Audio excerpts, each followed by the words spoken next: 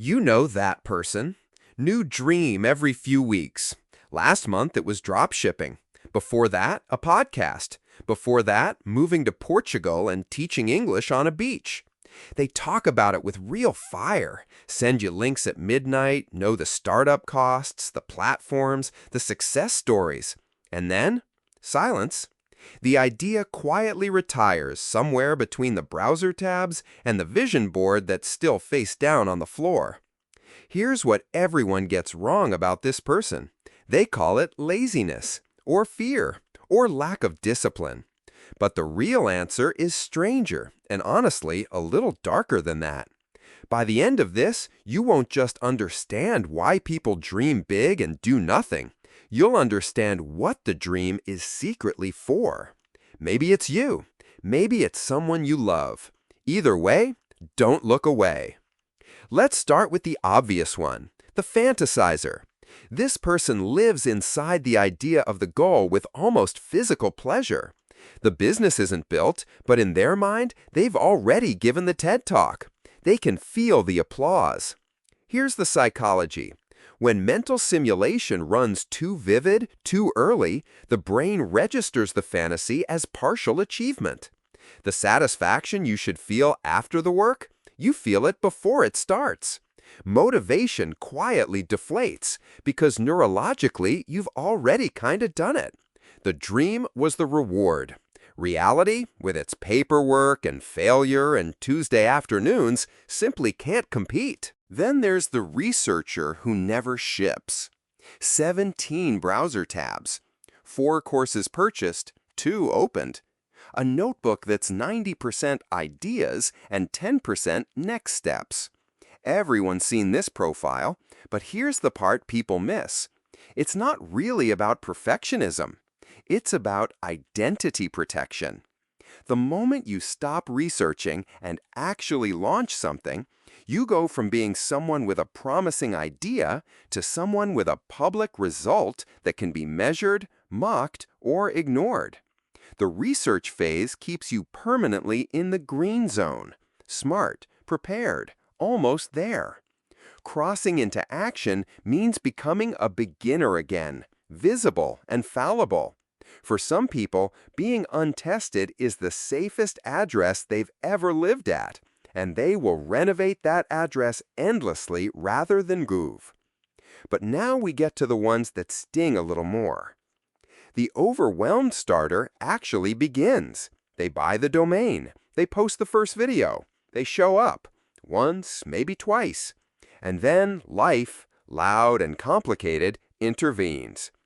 But what stops them isn't distraction. It's a collapse in what psychologists call implementation intention. The ability to see not just the destination, but the specific, unglamorous steps through the middle distance. The vision is vivid.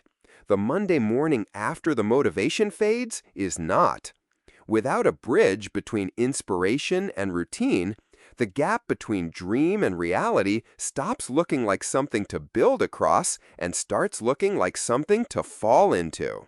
Then there's the identity dreamer, who doesn't actually want the goal. They want what the goal says about them. Saying, "I'm working on a novel," makes you layered, interesting. It signals depth that other people don't have. The moment the novel is finished, it can be judged, rejected, compared. As long as it lives in possibility, it's perfect. And so, by extension, are you.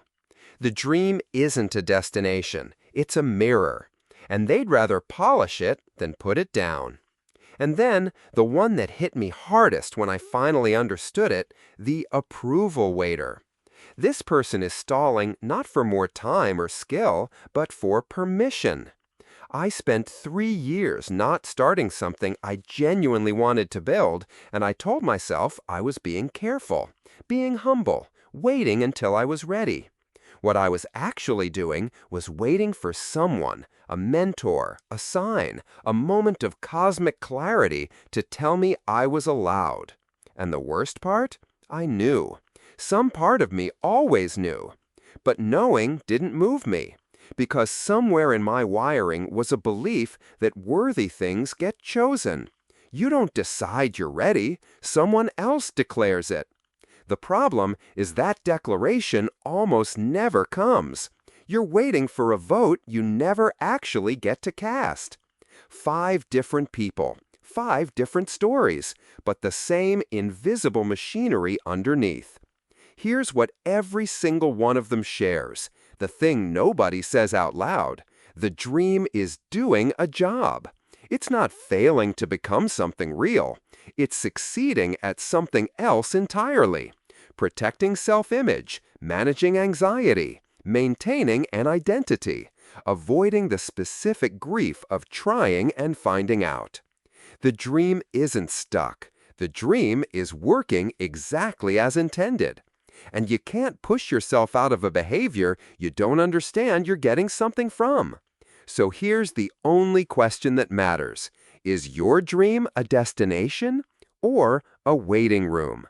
Drop your answer in the comments, not as an engagement move, but because saying it out loud is, somehow, the first crack in the wall.